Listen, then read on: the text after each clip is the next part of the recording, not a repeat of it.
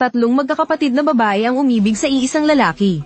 At para malaman ng lalaki kung sino ang tunay na nagmamahal sa kanya, nagkunwari siyang nalugi ang kumpanya at nagtrabaho sa construction. Para makita niya kung sino talaga ang tapat sa kanya. Hindi niya inaasahan na ang pangalawang kapatid ay agad na nagpakasal sa isang mataas na opisyal sa lungsod. At ang pangatlong kapatid ay nagpakasal sa isang manager ng bangko.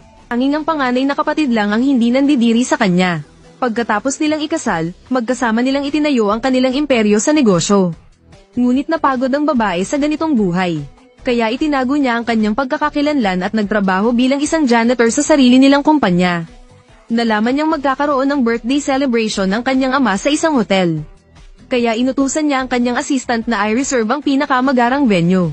Pero noong araw ng birthday celebration, nakita niyang hindi siya hinintay ng kanyang ama.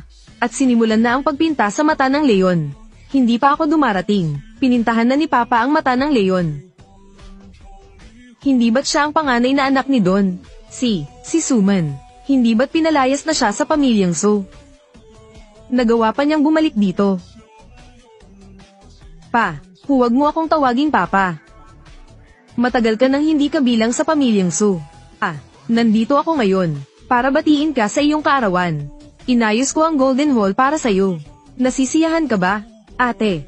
Nung ibig mong sabihin, ang Golden Hall na ito, anong kinalaman mo rito? Oo nga, ate, hindi kaya itong Golden Hall. At ang selebrasyon, ay ikaw ang nagayos. Shaw, magkapamilya tayo, huwag na tayong magplastikan. Kahit sino pa ang nagayos nito, ang mahalaga ay masaya si Papa. Tigilan mo ako sa mga drama mo. Anong huwag na tayong magplastikan? Kung hindi nakakaalam, iisipin nilang ikaw ang nagayos ng Golden Hall para kay Papa. Pa, tingnan mo siya. Sinira niya ang araw ko. Tingnan mo ang mga kapatid mo. Naghanda sila ng mga regalo. Para sa akin, ikaw, pa. May regalo rin po ako para sa inyo. Tingnan niyo po. Ate, ito ba yung regalo mo? Para kay Papa, kumain na po tayo. Pa. Kahit gaano ko po kalaki ang naitulong ko sa pamilya natin, hindi niyo pa rin po ako matanggap. Min. Nandito na ako, Ma. Min. Anong nangyari?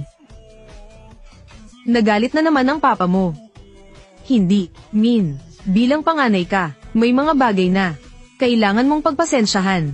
Alam mo naman, kapag nagkakaisa ang pamilya, lahat ng bagay ay magiging maayos. Ma. Huwag po kayong mag-alala.